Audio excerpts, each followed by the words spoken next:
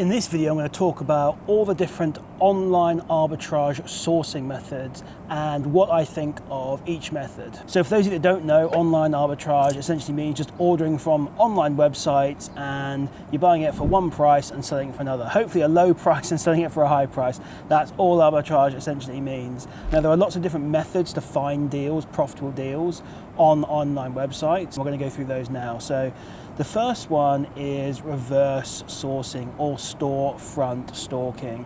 So essentially what this means is you are finding other Amazon sellers on Amazon that you think are doing online arbitrage, and you're looking at their stores and then you're trying to figure out, well, where did they buy these items from? So they might be selling, let's say, some cosmetic cream or perfume or aftershave or whatever it is. And you can see obviously that they're selling this and maybe other sellers are selling this same product. So then you're thinking to yourself, well, can I find where this product is sourced from? So that is kind of like the beginning method I think that a lot of people use, is looking at other Amazon sellers and reverse sourcing or storefront stalking their store.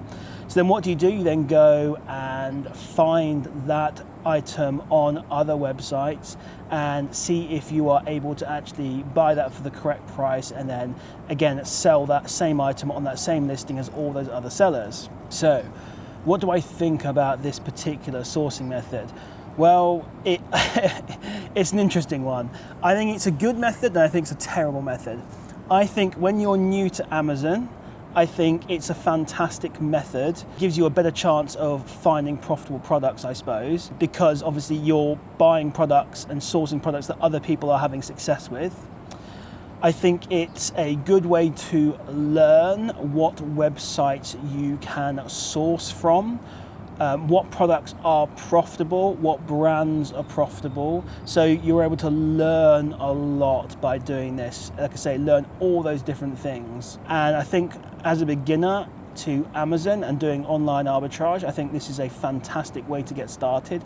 However, you need to understand a few caveats behind this. The first one being, you are always chasing someone else's coattails with reverse sourcing. So you're always following the crowd, if that makes sense. Now, obviously there's other people doing this as well, and this is why you end up with some products that are sourced from a very easy website end up having 20, 30, 40, 50 sellers on them, because everyone is kind of reverse sourcing each other and you end up with all these people on those listings. So you are tending to chase other people's coattails. Now, sometimes you might get into these products a little bit later when there's already 30, 40 people on there. Sometimes you might get lucky, you might be only the second or third person on that listing, so you're getting in nice and early.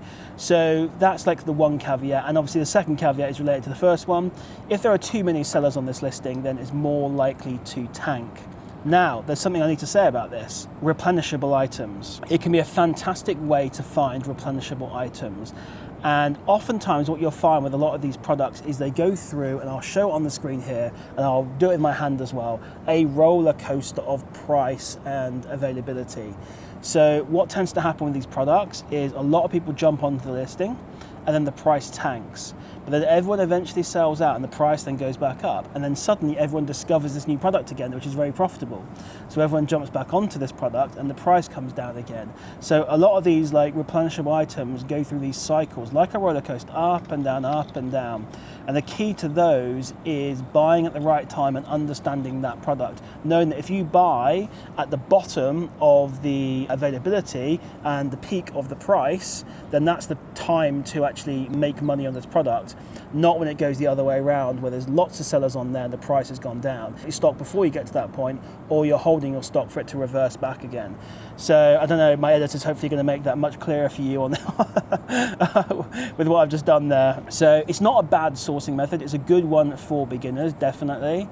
You know, go and find some sellers out there that are, you know, doing well on Amazon. Or that seem to be doing well, have lots of products and reverse source them. And like I said, it's a good way to learn the brands, the products, the sites. I was going to mention this later on in the sort of software sourcing section, but you know, with the Arbisource, for example, which is a fantastic bit of software, link for that in the description, by the way, that's got a really good section called reverse source on it. Now, if you link up your seller AMP again, link for that in description, which is the tool you should be using anyway for sourcing, and Arbisource, when you go onto an Amazon product, it will show you all the different places that you can buy this from. So it's almost doing the reverse sourcing for you, which is kind of amazing, really. Now, I just realized I forgot one more caveat to this. Sometimes it can be very hard to find the source of this product because the people that bought these products bought it on sale. So let's say there's a cosmetics cream that's been selling for $19.99, for example, on Amazon. You can see there's a bunch of Amazon sellers on there, but when you go and look for it online, you cannot find it anywhere cheap enough. Let's say the buy price needs to be sort of $9.99 to make a profit on this one, but you can only find it for $14.99. Well, it may be that you don't know that a certain site does a sale every 3 months on this particular brand, and when they do the sale, they sell this item for $9.99. So sometimes when you're reverse sourcing, you're just not able to find these products at the correct price, and that is because you are not aware that there's sales going on certain websites. And again, this is what it comes down to: learning categories, learning brands, learning products, learning replenishables. You then understand when is the time to buy these products and when is the time to sell them, when is the time not to buy them. So again, it all comes with experience and practice, and if you just keep practicing and learning these things, you'll eventually get better at understanding when to buy these items, when not to buy them. So it's not a bad method, to be fair, but it's not perfect. So the second method is one of my favorites, to be fair, but people poo-poo it a little bit. I've had a lot of flack actually from people, on this one. But anyway, I think newsletter sourcing is OP personally. Now, what is newsletter sourcing? Newsletter sourcing is where you basically subscribe to the newsletters or sales letters from 50, 100, 200, 500 websites. And from there, you're able to basically check when the sales are going on for particular sites. Now, this kind of relates almost to the first point in a way, people buying these items on sale. Well, that's what newsletters do. They tell you when the sales are going on and when the offers are going on or when there's a coupon on certain sites. So once you subscribe to all these hundreds of newsletters, every morning you're going to log into the email account. And by the way, if you're going to do this, create a separate email account on Gmail or whatever and subscribe onto that email. So you've got a specific email address. It could be called newsletters@gmail.com. Obviously that's taken, but you get the point. And basically everyone, you can log into your Gmail for the newsletters and you're going to see what sales are going on what sites. And from there, you're then going to go onto those sites and manually source them. So let's say you find out there's a certain site, let's say, I don't know what site it is, and they're doing a 50% off on a certain brand. Well, you can go to that site and start sourcing that brand and seeing if there's any items that are profitable. And you just manually go through. It's manual sourcing as well, essentially. This is what it's kind of called. Except what you're doing is you're targeting your sourcing where the sales are. That's all the newsletters are doing for you, is telling you where the sales are going on. 99.99% of everything we buy when we do online arbitrage is an item that's on the sale. So the whole point of these newsletters is it tells you where the sales are going on. So rather than you just going onto a random website and randomly sourcing, you're actually going to a site there is a sale going on, there's a coupon going on, there's something going on, and then it's going to give you a way better chance to find a profitable product. So that's the theory and the practice of doing newsletter sourcing. Sign up every morning, check newsletters, go and source. Now you can pair this again with Arbisource. Again, link for that in the description. It's a killer tool actually, honestly. It is OP, and you can get a 7-day free trial and 30% off with my code as well, FBAMobile30. So if you pair this with Arbisource, and what I mean by pairing it is every morning you see what sales are going on, might be on a certain website, 50% off coupon code. You then go onto Arbisource and you use Arbisource to scan that site. You can also do it manually as well and then compare your results. But if you pair up newsletter sourcing with Arbisource, it is OP. And honestly, it's an amazing method because you're utilizing where the sales are and software to source for you, although I think you should manual source it as well because software is not perfect, doesn't catch everything. You're going to find this like super successful and a super good method. And to be honest, newsletter sourcing is one of my favorite methods of sourcing. It's the one I've had probably the most success with, apart from maybe Keepa, which we may or may not go into more in this video. But 'cause it's, I don't know. But yeah, it really is like an OP and a really good way to source. So I recommend it. People poo-poo it because it seems so simple and I just don't believe it, but it is simple. That's the whole point behind it. But yeah, I don't know anyway, so I like it. I know other people use this method and they have great success, so hey, if you don't want to use it, it's up to you. So the next one is, and again, I've already touched on this software already, like using software to scan. Now, I've mentioned Arbisource before, multiple times now.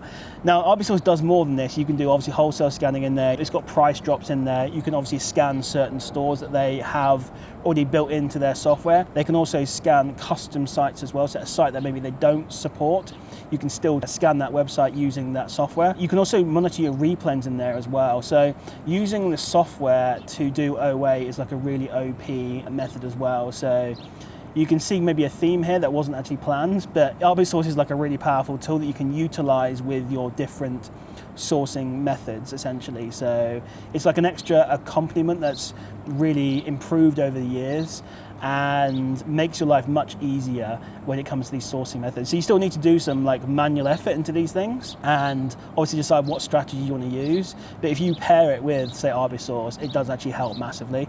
So you don't have to, but if you want to, you can. So the next one, and by the way, the sort of first 3 or 4 methods I consider sort of active sourcing. Now maybe we should have started with this, but I'm obviously, this is all just off the cuff in a way. These are active sourcing methods, so you actually physically need to put effort into them every day, hour, 2 hours a day to get good at them and actually have success. Now before we go on to the 3 sort of passive sourcing methods, we need to talk about my sponsor, Protector Pro.